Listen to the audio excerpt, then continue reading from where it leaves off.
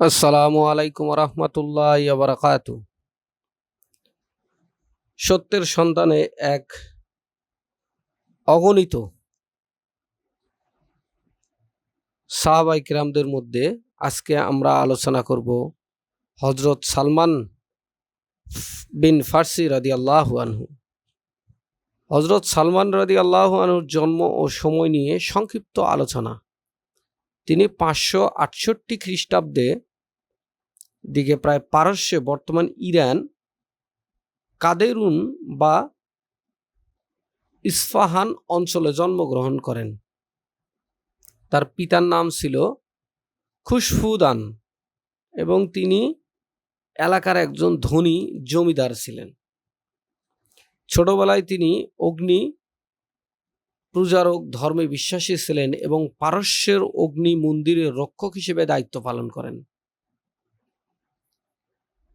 একদিন তিনি এক খ্রিস্টান গির্জার উপাসনা দেখে মুগ্ধ হন এবং সিদ্ধান্ত নেন তার পূর্বপুরুষদের ধর্ম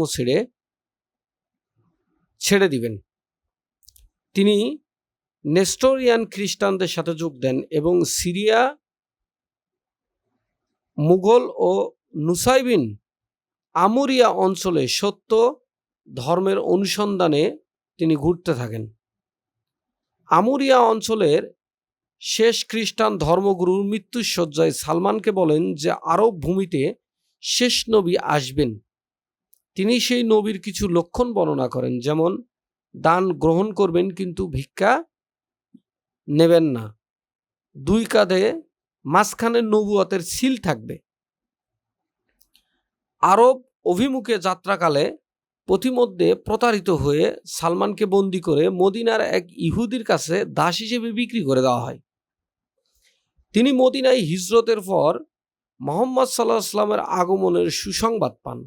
একে একে সেই সমস্ত লক্ষণ ও পরীক্ষা করেন যা তার শেষ শিক্ষক তাকে বলেছিলেন। নবী করিম সাল্লাল্লাহু আলাইহি ওয়াসাল্লামের দুই কাঁধের মাঝে নবুয়তের সিল দেখে তিনি সত্যতা যাচাই করেন এবং ইসলাম গ্রহণ করেন। নবী করিম সাল্লাল্লাহু আলাইহি ওয়াসাল্লাম সাহাবীদের সহায়তায় 300টি খেজুর গাছ রোপণ করেন এবং 600 রৌপ্য মুদ্রা দিয়ে সালমানকে ক্রয় করে দাস মুক্ত করে দেন। নবীজি নিজেই নিজ হাতেই খেজুর গাছগুলি লাগিয়ে দিয়েছিলেন বলে ঐতিহাসিকবিদদের মধ্যে গুরুত্বপূর্ণ একটি ঘটনা। খন্দকের যুদ্ধের সময় মুহাজির ও আনসাররা উভয়ে সালমানকে নিজেদের দলে বলে দাবি করেন। নবী করিম সাল্লাল্লাহু আলাইহি ওয়াসাল্লাম বলেন, সালমান আমাদেরই একজন, সে আমার পরিবারভুক্ত, অর্থাৎ আহলে বাইত। নবীজি তার সম্পর্কে বলেন, সালমান হলেন জ্ঞানের সাগর যা শেষ হয় না। তিনি তাকে সালমান আল মুহাদ্দি উপাধিতে ভূষিত করেন। 627 খ্রিস্টাব্দে এই যুদ্ধে সালমান রাদিয়াল্লাহু তাআলা আনহু পারস্যের যুদ্ধ কৌশল এক পরীক্ষা খনন করেন। মদিনা শহরের চারপাশে পরীক্ষা খনন করে শত্রু বাহিনীর অগ্রগতি রোধ করা সম্ভব হয়, যা ইসলামের ইতিহাসে গুরুত্বপূর্ণ বিজয় বয়ে আনে। নবী করিম সাল্লাল্লাহু আলাইহি ওয়াসাল্লাম ইন্তেকালের পর হযরত আলী রাদিয়াল্লাহু তাআলার প্রতি সমর্থন জানিয়ে সালমান রাদিয়াল্লাহু তাআলা আনহু সাকিফার সিদ্ধান্তের সমালোচনা করেন। তিনি বলেন, তোমরা এমন কাজ করছো যা করা উচিত ছিল না। হযরত ওমর রাদিয়াল্লাহু তাআলা খেলাফতকালে তিনি ইরাকের ময়দানের অঞ্চলে শাসনকর্তা নিযুক্ত হন। তিনি অত্যন্ত সাধারণ জীবন যাপন করতেন, সরকারি বেতন দান করে দিতেন এবং জীবিকা নির্বাহের জন্য নিজে হাতে ঝুড়ি বহন করতেন। তিনি প্রথম ব্যক্তি যিনি পবিত্র কোরআনের কিছু অংশ ফার্সি ভাষায় অনুবাদ করেন। এছাড়াও তিনি একজন বিজ্ঞ আলেম হিসেবেও সমাদৃত ছিলেন। তিনি প্রায় 80 থেকে 88 বছর বয়সে মৃত্যুবরণ করেন। অধিকাংশ ঐতিহাসিক সূত্র মতে তিনি হিজরি 32 সনের অর্থাৎ 652 থেকে 653 খ্রিস্টাব্দ অথবা 35 থেকে 36 হিজরি মৃত্যুবরণ করেন। তার মৃত্যুর সঠিক সময় নিয়ে মতভেদ থাকলেও স্থান হিসেবে ইরাকের ময়দানে সালমান পাক মসজিদে কেন্দ্রীয় হিসেবে ধরা হয়। শিয়া মতবাদে তিনি আলী রাদিয়াল্লাহু তাআলার অন্যতম প্রধান অনুসারী ও 4 বিশ্বস্ত সাহাবীর একজন, আবু যর, আম্মার, মিসকাদ ও সালমান। সুফিবাদের মতো অনেক সুফি তরিকার সিলসিলা সরাসরি তার মাধ্যমে হযরত মুহাম্মদ সাল্লাল্লাহু আলাইহি ওয়াসাল্লামের সাথে সংযুক্ত। দ্রুজ ও বাহাইন ধর্মেও তাকে অত্যন্ত সম্মানের চোখে দেখা হয়।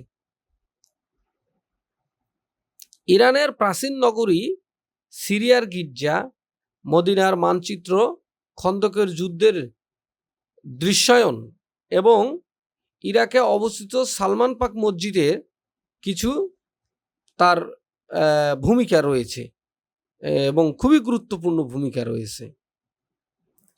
হযরত সালমান রাদিয়াল্লাহু তাআলা বিবাহ করেছিলেন এবং তার কিছু সন্তানাদিও ছিল। তিনি শেষ পর্যন্ত বনু কিদ্দা গোত্রের বকাইরা নামক একজন মহিলাকে বিবাহ করেন। তার 2 পুত্রের নাম ছিল আব্দুল্লাহ ও মোহাম্মদ সাল্লাল্লাহু আলাইহি ওয়াসাল্লাম। আব্দুল্লাহ হযরত ফাতেমা রাদিয়াল্লাহু আনহুর জন্য হাদিয়াস আসমানি বর্ণনা করার জন্য পরিচিত। ইরানের ইস্পাহানে তার একটি কন্যা ও মিশরে আরও 2 কন্যা ছিল বলে জানা যায়।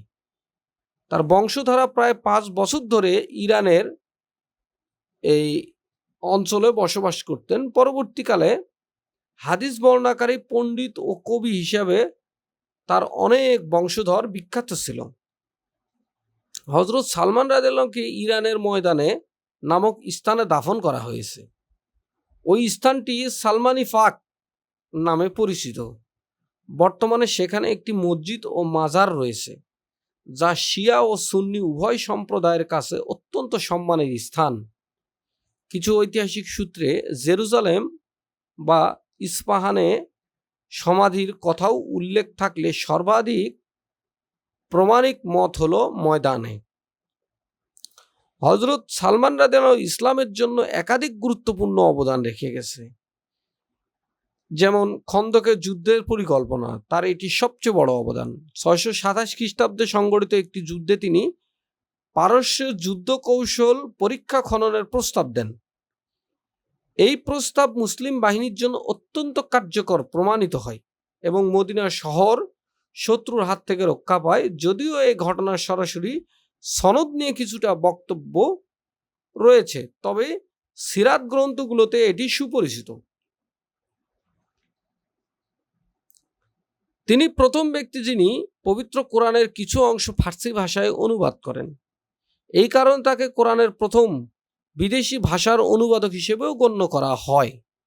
তিনি ইসলামিক জ্ঞান বিজ্ঞানে এমন একজন পণ্ডিত সাহাবী ছিলেন, হযরত আলী রাদিয়াল্লাহু তাকে প্রথম ও শেষ জ্ঞানের অধিকারী বলে অভিহিত করেছেন। তিনি কোরআন ও বাইবেল উভয় গ্রন্থের জ্ঞান রাখতেন বলে আবু হুরায়রা রাদিয়াল্লাহু তাআলা তাকে আবুল কিতাবাইন অর্থাৎ 2 গ্রন্থের পিতা উপাধি দিয়েছিলেন। হযরত ওমর রাদিয়াল্লাহু তাআলার খেলাফতকালে তিনি ইরাকের ময়দান অঞ্চলের গভর্নর নিযুক্ত হন। তিনি সরকারি বেতন দান করে দিতেন এবং জীবিকা নির্বাহের জন্য নিজের হাতে ঝুড়ি বানাইতেন এবং এটি তার অমায়িকতা ও আল্লাহর উপর ভরসার এক পরিচয় বহন করে। খন্দকের যুদ্ধের সময় মুহাজির ও আনসাররা যখন নিজেদের দলে তাকে নিয়ে বিতর্ক করছিল, তখন নবী করিম সাল্লাল্লাহু আলাইহি ওয়াসাল্লাম বলেন, সালমান আমাদেরই একজন, সে আমার পরিবারভুক্ত আহলে বাইত। এই ঘোষণা তার মর্যাদাকে বহুগুণ বাড়িয়ে দেয়।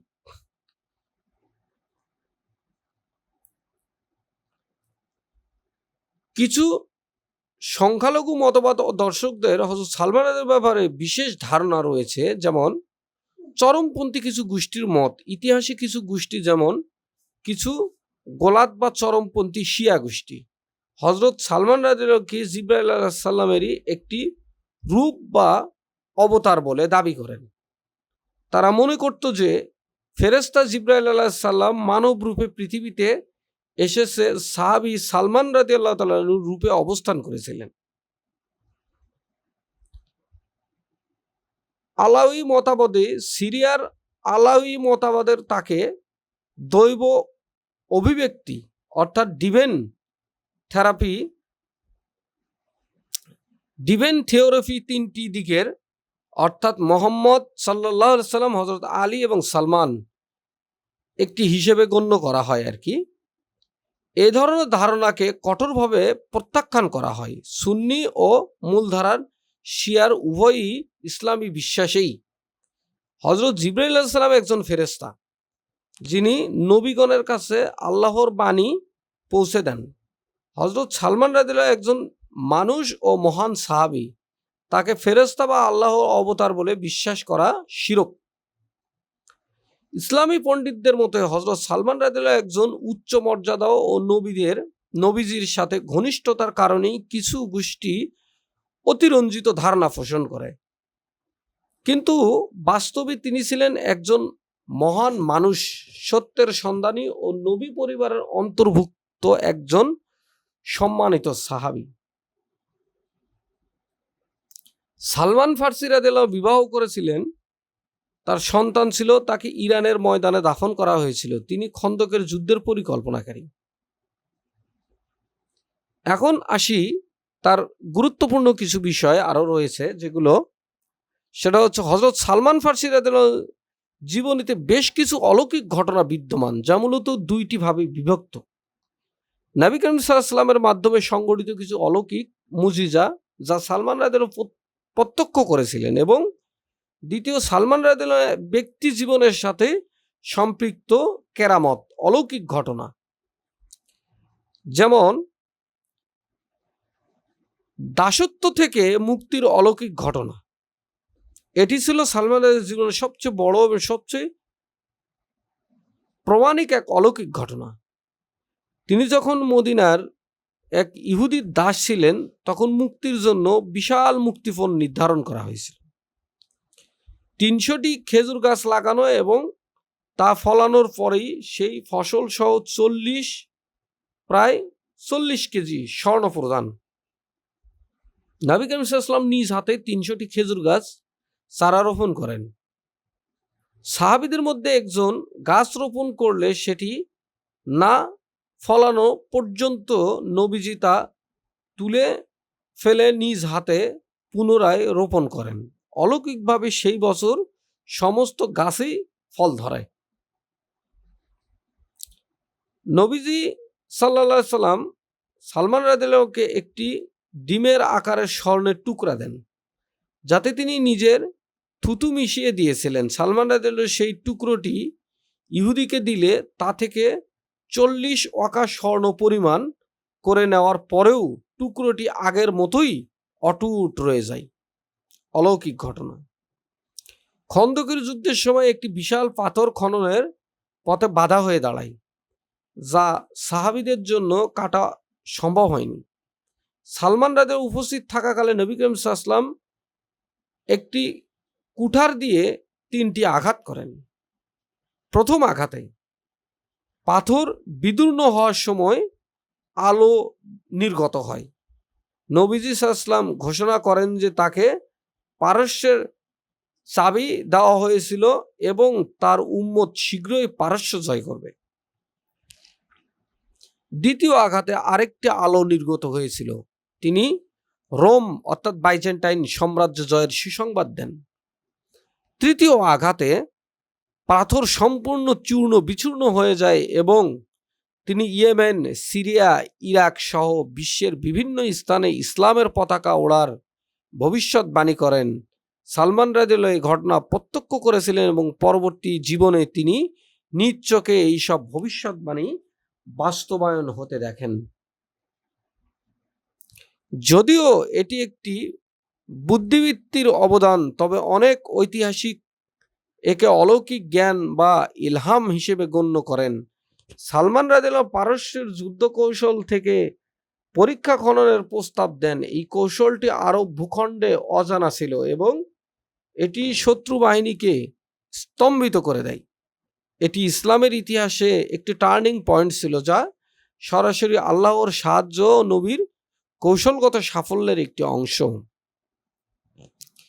শিয়া সূত্র ও কিছু সুফি গ্রন্থে বর্ণিত আছে যে হযরত সালমান রাদিয়াল্লাহু আনহুর মৃত্যুকালে একটি বিশেষ অলৌকিক ঘটনা ঘটে।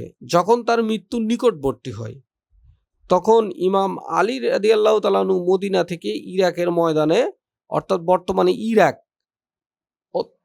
অত্যন্ত কম সময়ে পৌঁছে যান। কোরআনে সূরা আল নামল এর বর্ণিত আছে, যার কাছে কিতাবের জ্ঞান ছিল সেই ব্যক্তির মতো করে ইমাম আলী রাদিয়াল্লাহু তাআলা আনহু তার উল আরস অর্থাৎ ভূমি সংকোচন ক্ষমতার মাধ্যমে সালমান রাদিয়াল্লাহু তাআলা জানাজায় অংশগ্রহণ করেন। সালমান রাদিয়াল্লাহুর প্রতি ইমাম আলী রাদিয়াল্লাহু তাআলা আনহুর এই অসাধারণ ভালোবাসা ও সম্মান প্রদর্শনের ঘটনাটি শিয়া সাহিত্যের একটি অলৌকিক মর্যাদা হিসেবে বিবেচিত। সালমান রাদিয়াল্লাহু অনেক সুফি তরিকার সিলসিলা অর্থাৎ আধ্যাত্মিক শৃঙ্খলা এর একটি গুরুত্বপূর্ণ হিসেবে গণ্য করা হয়। অনেকের মতে নবী করিম সাল্লাল্লাহু আলাইহি ওয়াসাল্লামের পর আধ্যাত্মিক জ্ঞানের ধারা সরাসরি হযরত আলী রাদিয়াল্লাহু এবং হযরত সালমান রাদিয়াল্লাহুর মাধ্যমে পরবর্তী পীর মাশায়েখের কাছে পৌঁছে। এটিও একটি বিশেষ আধ্যাত্মিক মর্যাদা বা কেরামত হিসেবে বিবেচিত। জিবরাইল আলাইহিস সালামের সাথে সালমান রাদিয়াল্লাহু সম্পর্কিত করার মতবাদটি মূলধারার ইসলামিক স্বীকৃতি দেয় না।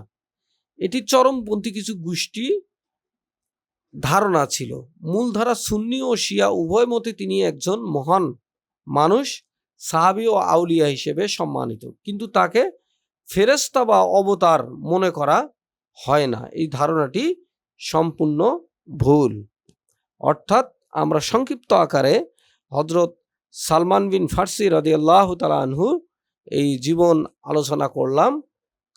আমাদের চ্যানেল সাহাবায়ে কেরামদের জীবনী ও আজকের ইসলাম এই চ্যানেলের সাথে থাকবেন। আরও সাহাবায়ে কেরামদের জীবনী নিয়ে এখানে আলোচনা করা হবে। আমার টার্গেট আছে 12,000 সাহাবীর জীবন ইতিহাস আমি আমার এই 2 চ্যানেলের মধ্যে তুলে ধরব, সারা বিশ্বে ছড়িয়ে দিব।